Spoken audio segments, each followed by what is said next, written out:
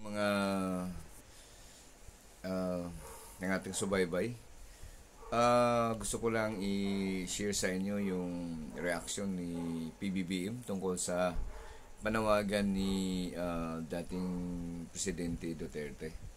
Pero ang mga paniwala naman ng iba, mga analyst, hindi naman daw seryoso ang panawagan ni uh, former President Duterte. Bunga lang daw ito ng pagkadismaya, no? So, yun. So, pakinggan natin.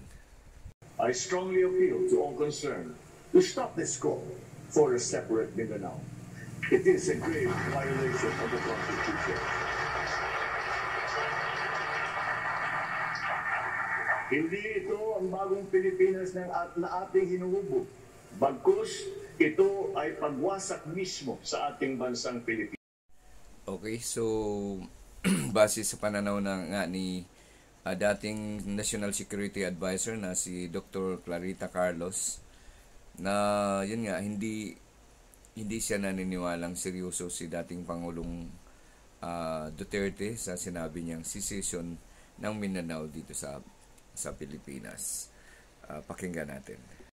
Nakita na niya kung paano siya nasasakal ng national government sa Malacanang.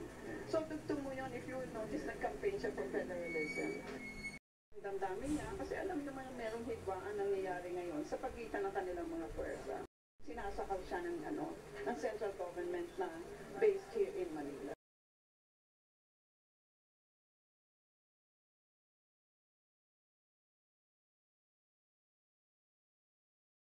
So, base naman sa katuwiran ni former President Duterte, hindi naman daw illegal yung sinabi niya dahil nga daw hindi naman sinanawagang pababain si doon sa pagkasabi niya noon, hindi naman daw siya nanawagang pababain sa pwesto si Pangulong PBBM, no.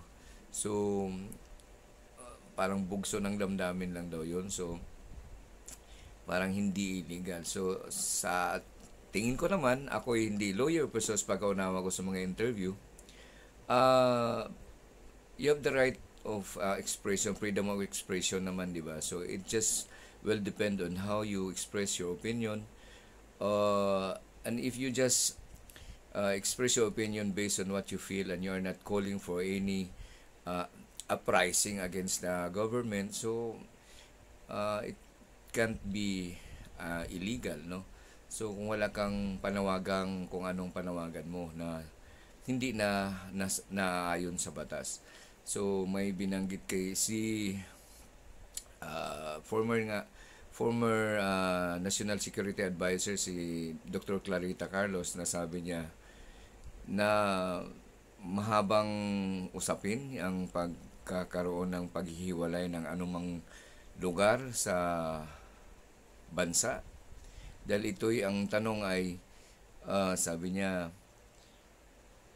meron ba sa saligang batas natin na nagsasabi na may isang lugar na may karapatang magdeklara na sila'y so ito yung statement ni dating Pangulong wala Duterte tungkol sa issue ng secession sa Mindanao.